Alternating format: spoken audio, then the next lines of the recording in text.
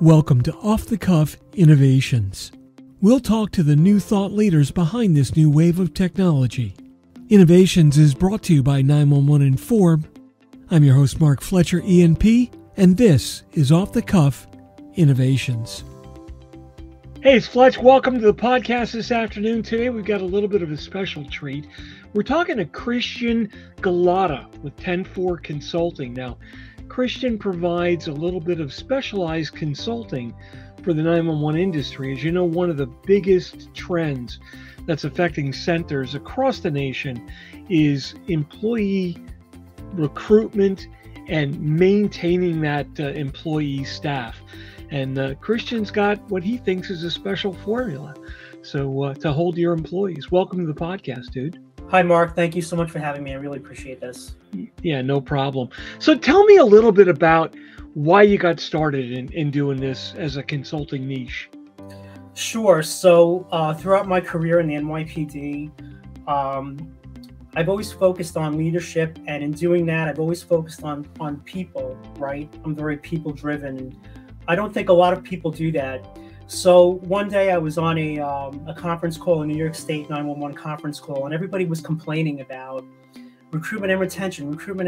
And I was getting ready to retire, and I wanted to have my own business. And the light bulb went on, and I said, "This is it. You know, this is how I'm going to create a business and continue a career in public service and help the 911 industry." No, that's great. It's always fantastic when you can build a career and then do some consulting and share all that experience that you'll learn over the years. How long was your career in public safety? So I worked in the NYPD for about 24 years, and I spent the last decade working in communications in 911 and then in radio. Nice, yeah, and that was probably a challenge. I know a lot of history about New York City 911 and how it was built, and a lot of the decisions made across the years that kind of put them in a bit of a corner when they needed to go forward a little bit. So, certainly a complex environment. What did you learn out of that environment the most, do you think?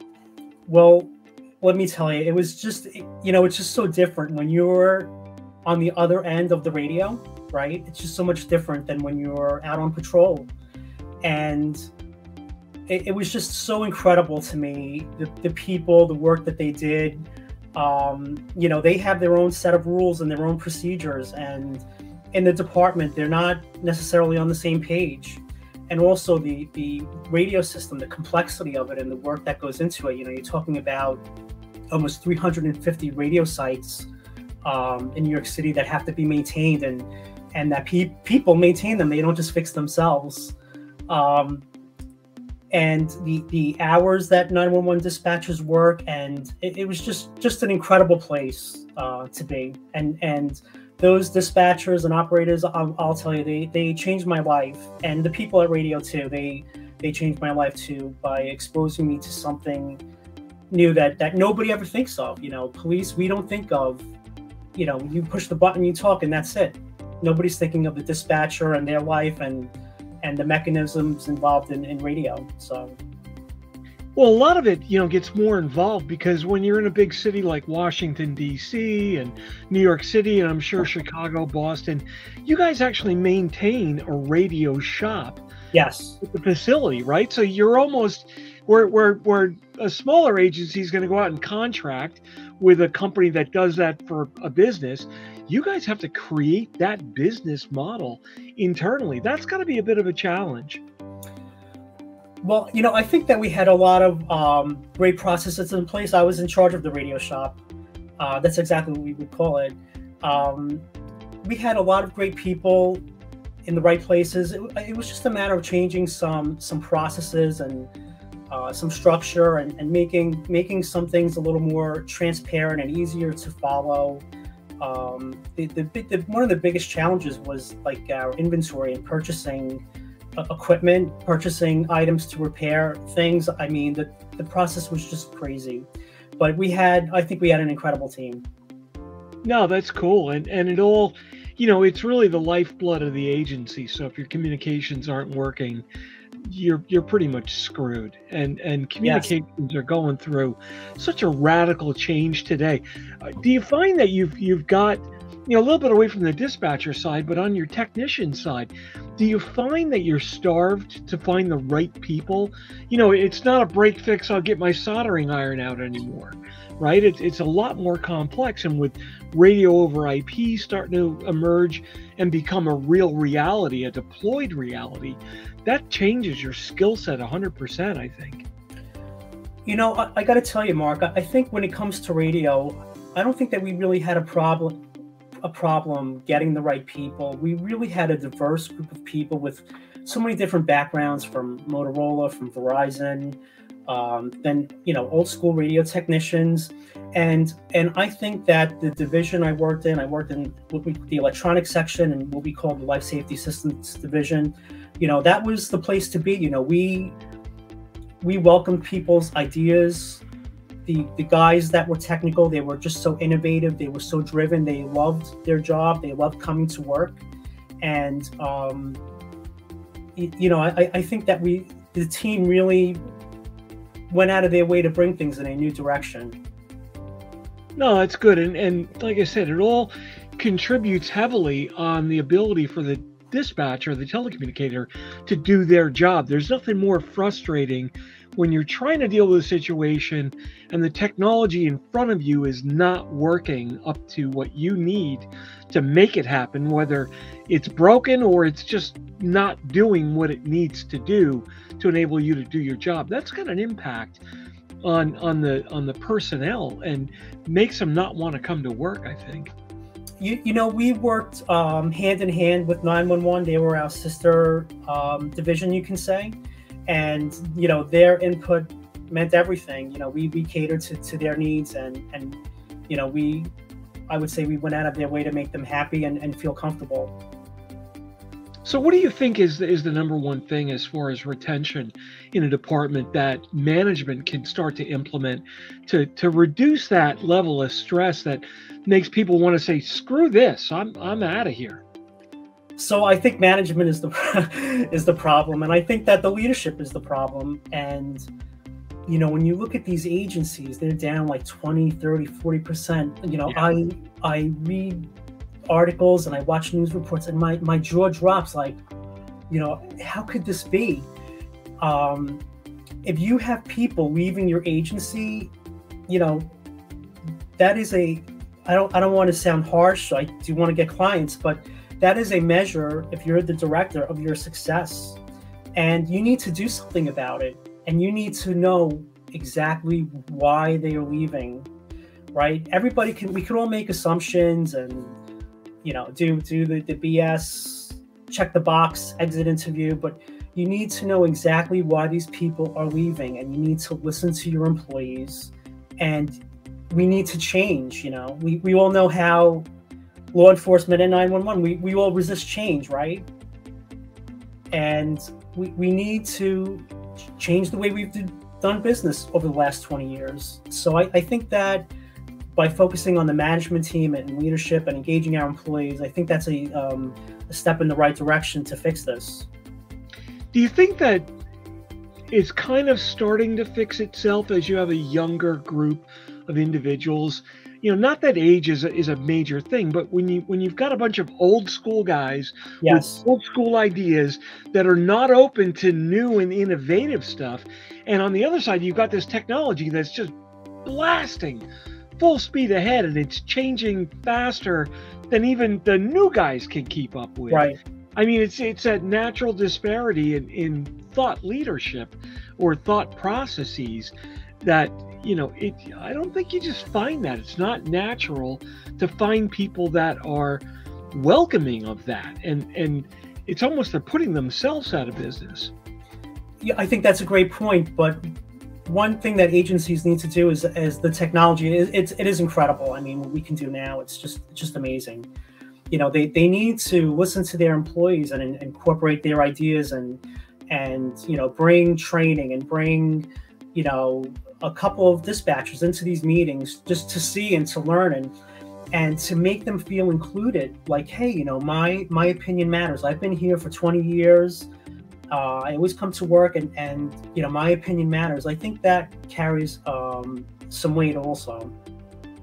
So maybe a good position to create in an agency is an advocacy position.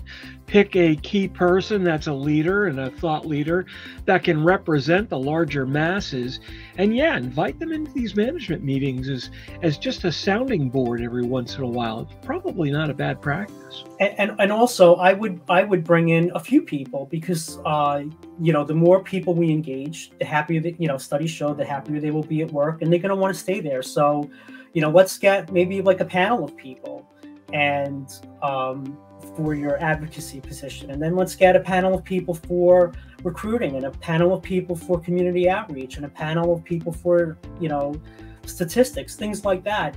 One person, we want to get away from this one person business, and open the doors to groups of people to give them opportunities, career growth, things like that. So I you know, not to crush New York City, but when you get New York City, it's a classic example, right? Especially within public safety. Everybody is, hey, I'm protecting my turf. Once I get here, nobody's freaking kicking me out. I have no incentive to train my replacement, right? I have no incentive to groom my replacement. I'm going to stay here. I'm going to suck every penny out of the system until the day I can retire. That's got to be fixed, I think. Mark, you know, I just wrote a LinkedIn post. I'm going to put that out this week about that. So you're talking about people protecting their kingdom, right? They're protecting their kingdom and their status and all of their benefits. So those people need to be discovered. And as the leader, as the director, you need to tell them, like, hey, you know, we can't have one person doing this. You know, I've experienced that problem too. And I used to say, you know, what would happen if you dropped out of a heart attack? What are we going to do tomorrow, right? And that person needs a team around them to share their knowledge, to get new ideas, and again, get that employee engagement going. And when you have that person like you're talking about, what that does to the rest of the employees, you know, you're talking about, you know, that's sucking the lifeblood out of everybody, and the resentment that builds, and that's definitely a contributing factor to employee turnover. Now, I don't think it's something you need to scold employees over. I think it's just an indication that some additional resource training needs to be there, because, you know, everybody wants to do a good job. Everybody wants to get a good review. Hey, here's an opportunity for you to start doing better for the whole, right? Everybody talks about the brotherhood. Right. Okay, here's how you can help the brotherhood without being protective of your fiefdom here. Exactly. That's the word I love to use. And is it fiefdom or fiefdom? I say fiefdom. Okay. But if my protected circle, don't come in. I'm gonna post this on LinkedIn this week. If resistance comes, you know, and it could come, you know, could go either way. They might say, okay, you know, you could sway them into it, or they might be like, no, you know, I'm not. This is mine.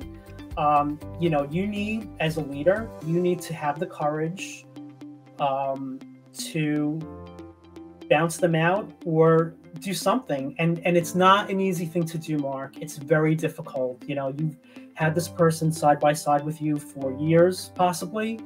And when you tell them to share that knowledge and they refuse, you have to do something. And when you don't, everybody in the command is watching. They all know what's going on, and it makes you look bad. It's disheartening to the other employees. And again, it's going to contribute to employee turnover.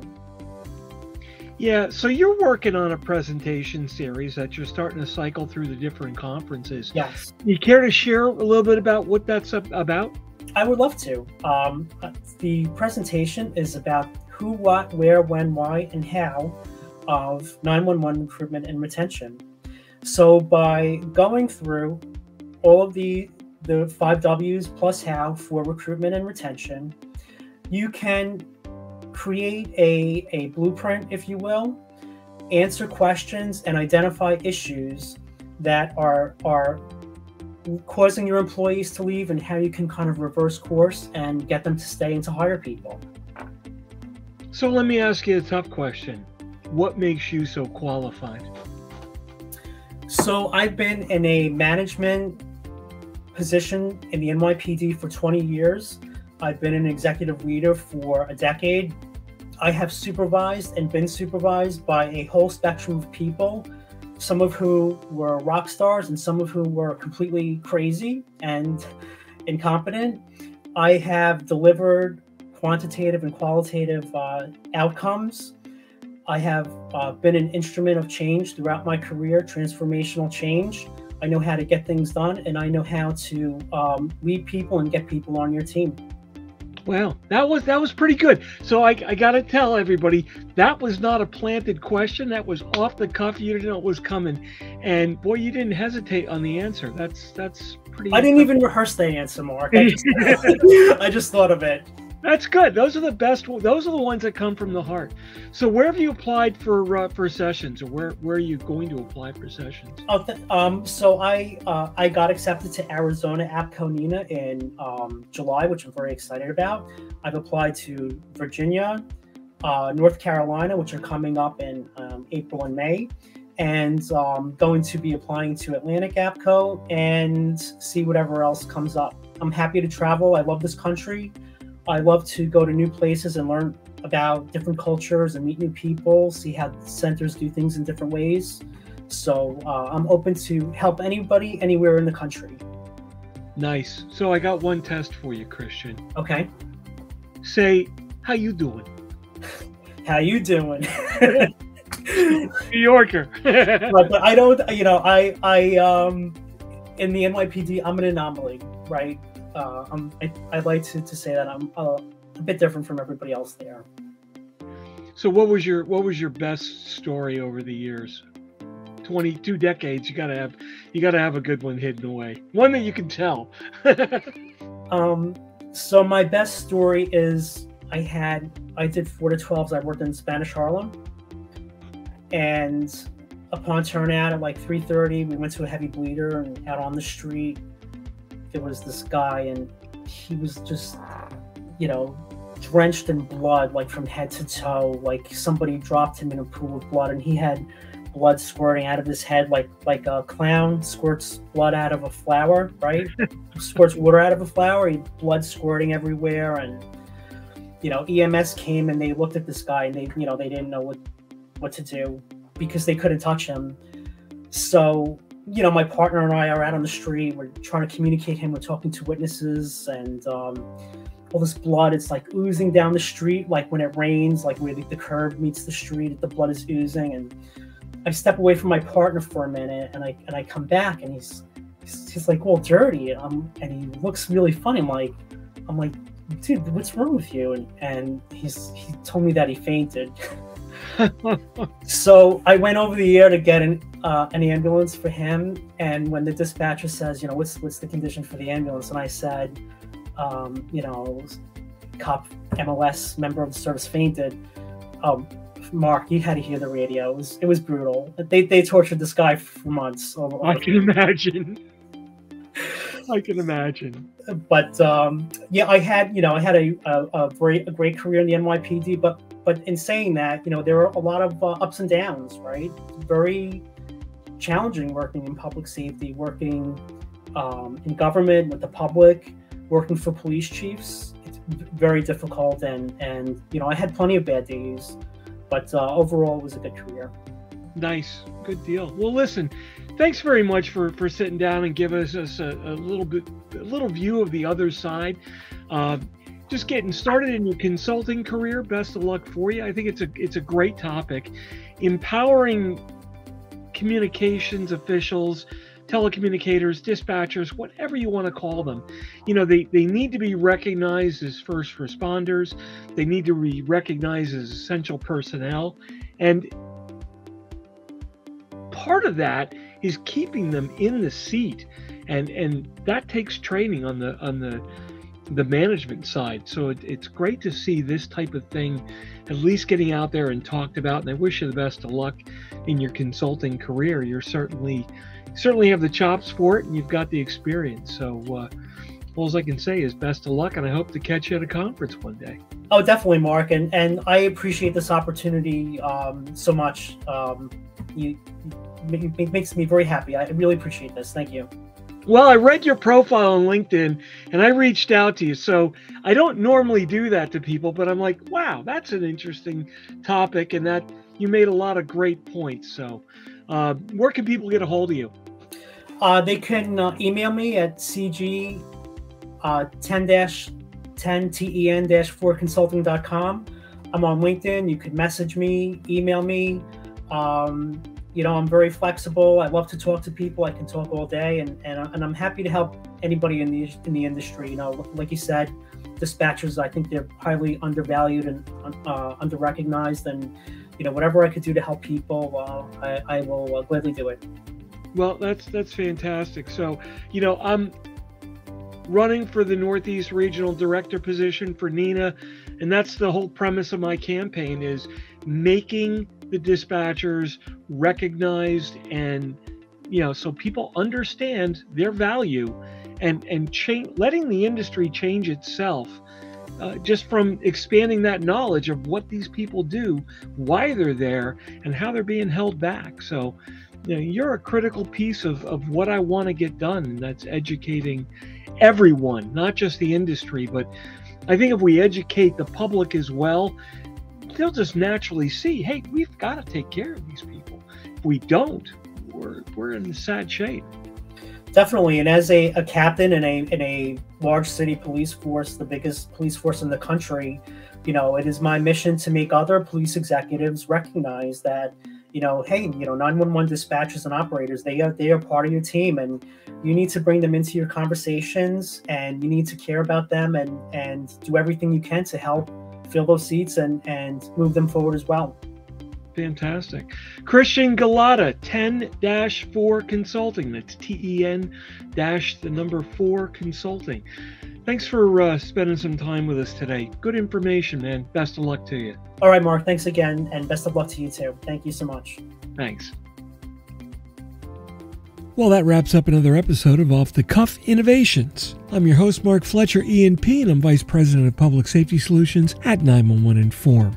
Off the Cuff Innovations is copyright 2023 and sponsored by 911 Inform, where they make every second count when it matters most. You can visit them on the web at 911inform.com. If you'd like to be or have an idea for a guest on the show, simply reach out to me at fletch@911inform.com. Remember to like and subscribe. Thanks so much for watching. And if you're in public safety, thanks for what you do. Stay safe, take care, and we'll catch you next time.